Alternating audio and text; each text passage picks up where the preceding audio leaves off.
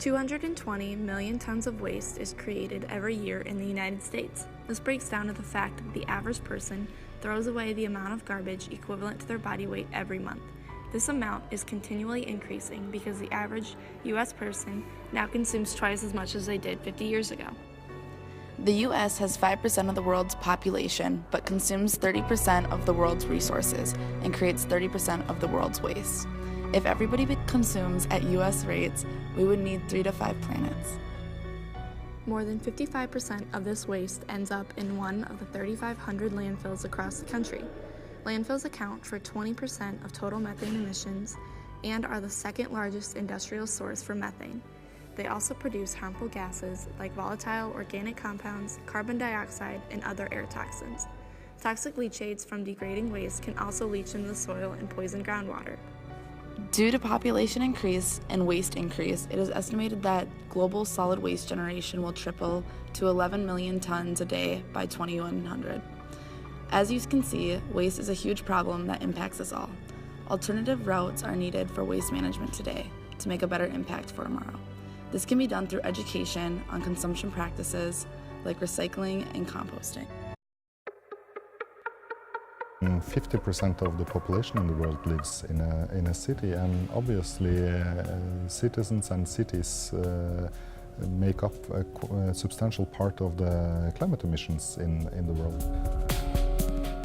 I think the overall goal is to reduce the amount of resources that we use, and I think a well-functioning waste management system will also create incentives and an awareness in the population. So we now have a system in place which enable us to recycle 94% of our citizens' waste, either to energy recycling or to material recycling. We use our leftover food for producing biogas for our public buses, and the leftover from that is used for fertilizing.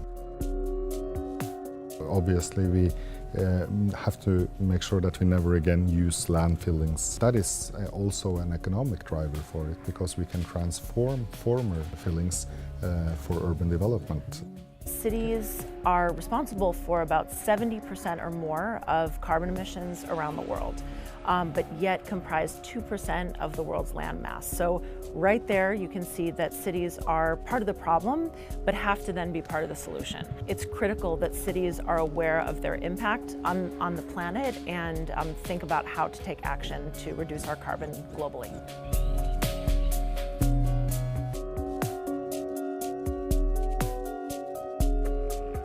One of the key programs that we do have in San Francisco is zero waste. As of 2010, we had achieved 80% diversion rate, so getting very close to the zero waste goal.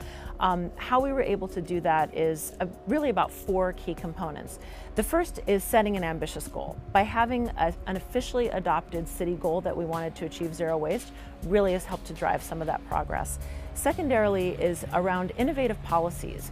Policies like mandatory composting and recycling, policies like banning plastic bags locally. 2 other components are financial incentives. So in San Francisco, we have a system called Pay As You Throw. The more that you recycle and compost, the lower your garbage bill. So there is a direct incentive for residents and for businesses to participate in the program because they get a financial benefit. And then lastly, it really is about outreach and education. So we spend a lot of time raising awareness, making sure that residents and businesses know what goes in the blue bin, know what goes in the green bin for compost, and that they know about all of the other collection programs that we have. Similarly, the University of Minnesota Twin Cities campus is implementing a few programs to reduce the amount of waste the university produces. Currently, they have an extensive one-stream recycling program and are introducing organic collection into various buildings on campus. They also have a zero waste program at the TCF Bank Stadium. The students at the university, they're constantly turning over, right? And so the challenge for us is how do we keep programs going and recognize that the student population is always transient, it's always changing, it's always moving. But what we do, I think, really well, or that we try to do really well, is to connect with students in a way that helps them see how they can be sustainable kind of in their own way and in their life, and so they can make individual choices that are appropriate for them, and give give them some sense of, even the smallest little actions add up into kind of big collective impacts when we aggregate them across all 50,000 students. And we have 17,000 employees here in the Twin Cities, so it's a big population that we're working with for sure. Although the U is doing a lot in regards to waste management and waste stream reduction, one area in which they are lacking is the education on this problem. Many people have said that they will recycle if it is easier or the same difficulty as throwing things away.